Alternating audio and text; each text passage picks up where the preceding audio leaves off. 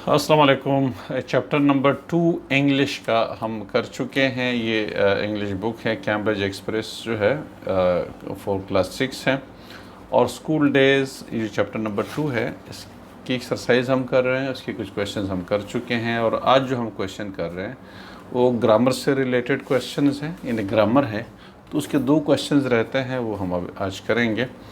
Question number 2 यहाँ पे दिया हुआ है कि given here are 6 verbs in past participle form. Past participle form second form of the verb को हम पास्ट पार्टिसिपल कहते हैं, ठीक है। स्पीक, स्पोक, स्पोकन, ठीक है। इस तरीके से हमारे पास write, wrote, written, third form of the verb को हम क्या कहते हैं? पास्ट पार्टिसिपल कहते हैं। क्या कहते हैं उसको? पास्ट पार्टिसिपल कहते हैं। तो हमारे पास यहाँ पे third form of the verb given है, कुछ उसके साथ जो है वर्ड्स उसके साथ गिवन है। हमने इनको यूज़ करके ये इन्हें इसको इस्तेमाल करना है। देखिए लिखा हुआ है given here are 6 verbs in past participle form and 6 nouns है। 6 वर्ब्स है, 6 नाउन्स है। Make adjective phrases combining an appropriate verb and a noun in each case. One has been done for you. ज़रा इसको question को देखें। एक जो question जो दिया हुआ है, ठीक है ना, वो क्या है? ब्रोकन। अब ब्रोकन पास्ट पार्टिसिपल है और उसके साथ हम एक नाउन लगाएंगे तो ब्रोकन चेयर ये ऑलरेडी यहाँ पे किया गया है, ठीक है, ब्रोकन चेयर। अब मैं यहाँ पे एक्सप्लेन करता हूँ, फिर यहाँ पे जगह दी हुई है तो उसके अंदर फिर आप उसको फिल कीजिएगा। तो सबसे पहले ब्रोकन चेयर आ जाएगा, ठीक है। अगर मैं स्पोकन बोल दूँ तो स्पोकन के साथ क्या आएगा? Spoken words. यहाँ पे कहीं भी स्पोकन इंग्लिश आ जाएगा, वर्ड्स तो नहीं है, तो स्पोकन इंग्लिश आ जाएगा, ठीक है, ये हमारे पास आ जाएगा। बल्कि स्पोकन एक मिनट उसके साथ, क्योंकि स्पोकन नहीं, स्पोकन वर्ड नहीं, हाँ स्पोकन वर्ड, स्पोकन इंग्लिश ही आ जाएगा, ठीक है, इसके साथ स्पोकन इंग्लिश, ये दोनों इस तरीके से। अच्छा, दूसरा जो हम वर्ब यूज़ करेंगे राइटन, तो राइटन उसके साथ हम क्या कर सकते हैं? यूज़ कर सकते हैं राइटन के साथ, राइटन वर्क हो जाएगा, ठीक है, written work, spoken English, written work. इस तरीके से हमारे पास पेंटेड हाउस हो जाएगा, ये वाला, इन दोनों पेंटेड हाउस आ जाएगा, ठीक है। और आयरन क्लॉथेज आ जाएंगे, ये दोनों आयरन क्लॉथेज आ जाएंगे, ठीक है।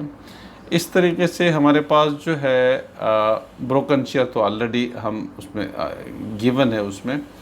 ओके, चॉप्ड ट्री हो जाएगा हमारे पास। चॉप की मीनिंग क्या है? चॉप मतलब चॉप करना, तोड़ देना, उसको चॉप ट्री कहते हैं, ठीक है, काटना, इसको हम क्या कहते हैं? चॉप्ड कहते हैं, ठीक है। तो चॉप्ड का मतलब क्या होता है? कलम करना, उड़ा देना, काट डालना, सही है। तो चॉप ट्री आपके पास आ जाएगा। ब्रोकन चेयर तो ऑलरेडी हो चुका, तो मेरे ख्याल में ये सारे कंप्लीट हो गए। अब इसकी ये जो एक्सरसाइज है ये मैं आपको दिखा देता हूँ। ये वाला एक्सरसाइज है, ये आपने उसको कंप्लीट करना है, ठीक है। ये वाले ABCD, ये ब्रोकन चेयर ये आपके पास गिवन है। बी के अंदर ऑलरेडी मैं करवा चुका हूँ, आप उसको इसके अंदर उतारिएगा, बल्कि बुक के अंदर नहीं उतारिएगा, कॉपी के अंदर उतारना है, ठीक है। ये भी मिटाना है हमने।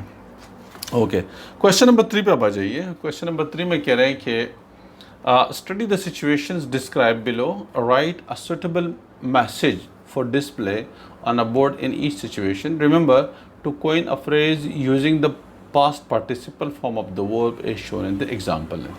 देखिए कुछ सिचुएशन गिवन है, ABCD 4 सिचुएशंस गिवन है। एक सिचुएशन आपके लिए सॉल्व किया गया है और बाकी जो सिचुएशंस है वो आपने उसके मुताबिक सॉल्व करने हैं, ठीक है।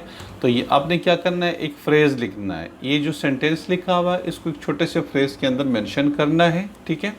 कहता है कि right a suitable message for display, एक इसको हमने इस सिचुएशन को देख के हमने एक मैसेज लिखना है एक बोर्ड के ऊपर और उसको लगाना है, ठीक है। जैसे मिसाल के तौर पे, you have recently painted the wall, you don't want anyone to lean against it. आपने अभी एक वॉल जो है वो पेंट की हुई है जो कि गीली है, अगर आप कोई बंदा को टैग लगाएगा या हाथ लगाएगा तो ज़ाहिर है वो कलर उसको लग जाएगा और जो पेंटिंग है वो ख़राब हो जाएगी, जो आपने पेंट की भी है वो तो वो ख़राब हो जाएगी, ठीक है। तो अब आपने क्या किया कि उसके लिए उसके सामने एक बोर्ड लगा दिया, वॉल के सामने बोर्ड लगा दिया, freshly painted wall, freshly painted wall. अभी ये जो वॉल है ये पेंट हो चुकी है, डोंट लीन अगेंस्ट, उसके टेक नहीं लगाने उसके, मतलब ठीक है, इस दीवार को तकिया नहीं लगाना है।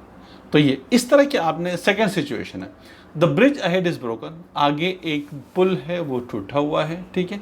You want vehicles to take the diversion, और आप चाहते हैं कि जो गाड़ियां हैं वो पुल से ना जाए, कोई दूसरा रास्ता ले लें। अब आपने एक बोर्ड लगाना है रास्ते में पुल से पहले कि भाई पुल टूटा हुआ है और आप लोग कोई दूसरा रास्ता अपना लें। आप उसके शॉर्टकट में क्या लिखेंगे, the bridge ahead is broken, ठीक है। तो अब क्या करेंगे, ब्रोकन ब्रिज अहेड लिख दीजिएगा, ब्रोकन ब्रिज, यानी ये आ जाएगा broken bridge ahead, full stop. नीचे लिख दीजिएगा प्लीज टेक द डाइवर्जन, दूसरा रास्ता ले लें, ठीक है। तो क्या लिख लेंगे, प्लीज, ये भी लिख सकते प्लीज टेक अदर वे। नहीं सही है, ये भी सही, प्लीज टेक, जो लिखा हुआ तो वही लिख दें, please take the diversion.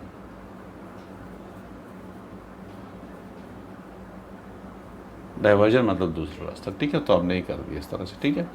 Number C, you want to announce that your shop sells paper made by hand along with other items of stationery. आप एक दुकानदार हैं और आप पेपर्स बेचना चाहते हैं जो कि हाथों से बनाए गए हैं, हाथों से बनाए हुए पेपर्स हैं और उसके साथ स्टेशनरी भी है, आप उसको सेल करना चाहते हैं, ठीक है। अब आपने कोई बोर्ड लगाना है दुकान के ऊपर कि भाई मेरे पास हाथों से बने हुए पेपर्स हैं और उसके साथ कुछ स्टेशनरी भी है जो कि सेल के लिए मेरे पास पड़े हुए हैं, ठीक है। अब आपने बोर्ड लगाना है तो क्या लिखेंगे, ठीक है ना। तो ये अब ये लिख दीजिएगा, ओके। हम क्या लिख सकते हैं उसके लिए, अब इसको हम यूँ लिखेंगे, फॉर सेल लिख दीजिएगा, फॉर सेल, ठीक है। और नीचे लिख दीजिएगा हैंड मेड पेपर, ठीक है, hand made paper along with stationery item, along with stationery items, ये आपका अनाउंस बोर्ड बन जाएगा, ठीक है, इस तरीके से। Part D, you want to announce that your bakery sells bread that is baked freshly and that it is sold at 20% discount.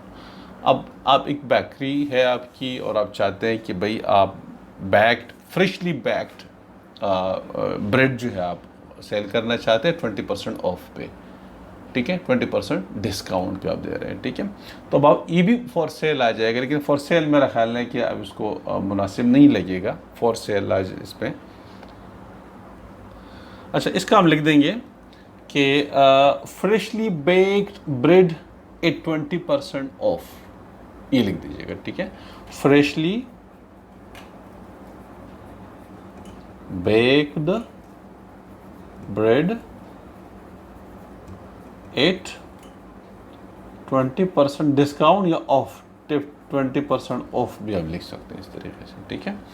तो ये आपकी जो एक्सरसाइज है वो कंप्लीट हो गई है। नेक्स्ट उसके साथ एक लेसन है जो ऑन स्ट्राइक है, तो नेक्स्ट वीडियो के अंदर इंशाल्लाह ऑन स्ट्राइक ये जो चैप्टर है इंशाल्लाह हम पढ़ेंगे, फिर उसकी एक्सरसाइज भी हम इंशाल्लाह कवर करेंगे, ठीक है। ये चैप्टर नंबर 2 ही अभी चल रहा है, अभी ख़त्म नहीं हुआ।